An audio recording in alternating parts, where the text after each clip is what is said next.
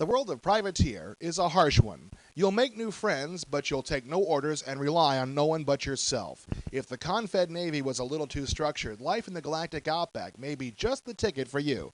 Not only is privateer extremely non-linear, it's huge to boot. You'll spend a lot of flight time hopping around from system to system before you've even seen a quarter of what this game has to offer. Just don't forget that you're a human being and you need sleep and food.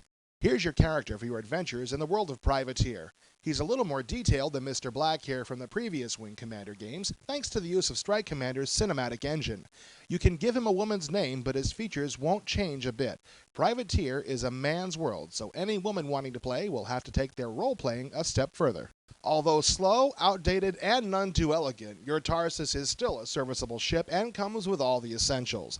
It has one multifunction display, a radar unit, and a monitor to display the strengths of your shields and armor. Although the targeting computer doesn't show a color-coded difference between friendly and hostile targets, it still provides a missile lock so you can shoot high explosives up a pirate's tailpipe from get-go. Privateer is full of beautifully drawn exotic locales. Mining bases, agricultural planets, science stations, pleasure planets, pirate bases, and more make this corner of the galaxy an explorer's dream. You may find yourself wanting to see the sights more than hunting down pesky pirates or murderous retros. Like any of the best places to take a vacation, many of the most interesting venues are not found on any map. Explosions can be a beautiful thing to behold, unless it's your ship going up in flames. Even as a peaceable merchant, you'll have to blast your way out of plenty of tight situations. You'll find countless retros and pirates, especially at crucial jump points. They exist solely to give you a hard time. There may even be a few Kilrathi out there waiting to sharpen their claws on your ship. Almost every base you land on will have a ship dealer anxious to take your credits. 3 ship classes are commonly available: the Orion, the Galaxy, and the Centurion. Any of these are a damn sight better than your outdated old Tarsus, but before you spend your money, consider what line of work you plan to be in. Be sure to save a few thousand extra credits, as new ships don't always come equipped with the essentials, like shield generators and armor. A good source of income that doesn't always lead to getting your butt blown off is trading goods between starships. A good profit can be turned bartering in mundane goods like food and steel, but the real money lies in more exotic cargo. Issues of Plaything magazine go over well with lonely miners. Illegal drugs like Brilliance offer an attractive profit margin for the unscrupulous dealer, but be prepared for a hellacious fight if you get boarded by the local militia with a cargo hold full of contraband. Most of the bases you find yourself at will have an office of the Mercenaries Guild. For a one-time fee, you can become a lifetime member. This gives you access to the Guild's mission computer. People are always looking for a few extra guns to hire.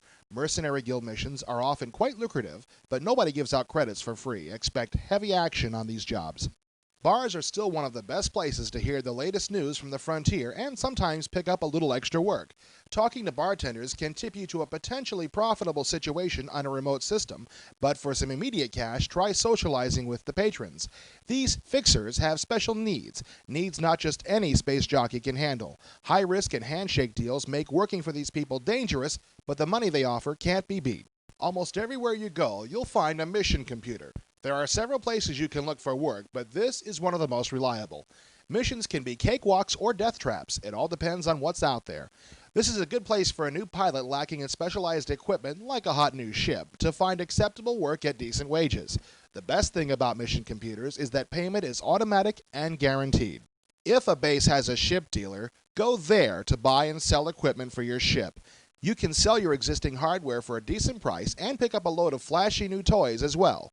Weapons, armor, engines, shields, and a bunch of other gadgets can make you a more effective pilot if you have the credits. Upgrading your ship with hot new gear is a large part of what makes Privateer so addictive and will result in a number of lost weekends. The software booth is where you'll buy navigational maps of the 4 quadrants of the galaxy, as well as targeting systems for your ship.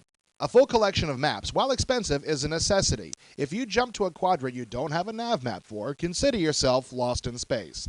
Improved targeting systems are priced astronomically, but the ability to identify an incoming ship and differentiate between friend or foe at a glance can save your skin and your expensive ship. The Merchants Guild is a useful organization for any would-be trader. The membership fee is cheap, even for a beginner with no money, and once you're in, you can scan the Guild's computer for some very profitable cargo runs. But don't be fooled. Pirates are always looking for some free cargo, and the missions offered by the guild aren't high paying for nothing. Self-defense is always required, especially when you leave your quiet little star system in search of more money. Although pirates and retros are by far the most common threats you'll face while trying to make a decent living, keep in mind that you aren't too far from the Kilrathi War. Kilrathi pilots are out there, and they mean business. These kittens are fast, highly maneuverable, and well-trained. Facing off against them in the slow-moving Tarsus is a sure way to see what a fireball looks like from the inside. In the vastness of space, your Nav Computer is one of your greatest assets. Once you've launched from a base, your Nav Computer displays important information like where you are, where you can go, and where to find the goals of the missions you have accepted. This information is not automatic or free, though. Star maps for each quadrant must be purchased before you can access them with your computer. The university planet of New Oxford is known throughout the galaxy for its vast library. Literally any topic can be researched thoroughly on this plush green campus. The great library is open only to students and faculty, though. Should the time come when you need a little information on an uncommon subject, this is a good place to go. You may not be a member of the university, but your piloting skills can prove to be a powerful bartering chip. Mining bases, usually built on top of asteroids, are good sources of trade. Although there's usually nothing of interest to buy here, these bases pay high prices for essential items like food, liquor, drugs, and the current issue of Plaything. Getting up close to these bases gives the gamer a good idea of how much the close-up shots of bit-mapped graphics have improved since the days of Wing Commander 2. And the Church of Man, those bonehead religious freaks that terrorize the innocent and sinister alike, aren't going to make your life any easier. Wherever there's trade, you can expect the Church to rear their pious faces. The good thing is that they typically fly meager ships and aren't the galaxy's best pilots. They tend to come straight at you with guns ablazing. If your shields can handle their lasers, you can usually knock out their frontal shields and bring their cockpit armor down to critical with one stream of fire from your Mason blasters. These blue jump spheres are the key to great adventures and great profits. You'll have to spend some time in the Troy system collecting the 10,000 credits you'll need to pay for a jump engine, but this piece of hardware opens up a multitude of new possibilities and trade routes. There's a lot to be seen and experienced outside the backwaters of Humboldt Quadrant, but there's a lot of danger too. Pirates love to sit and wait for unsuspecting merchants jumping to a new system, so pack big guns and be ready for trouble when you go exploring. You never know where you'll end up when your work starts bringing you closer to the frontier. The Kilrathi War still rages through this sector, and furballs with guns don't think twice about shooting down a freelancer. This derelict ship may not have all the comforts of home, but it's a good place to hide if some kill-crazy kitty just blew a big hole in your shields. Privateer is unlike any other game. It's based on combat, but you can tend toward peaceful exploration and trade. It has a central plot, but this plot is purely optional. You play as you wish, and the game conforms to you personally, not the other way around. Privateer may take a lot of computer to run and a lot of hard drive to sit on, but it's all worth it. Now, if you'll excuse me, I've got a cargo bay full of guns and liquor to deliver.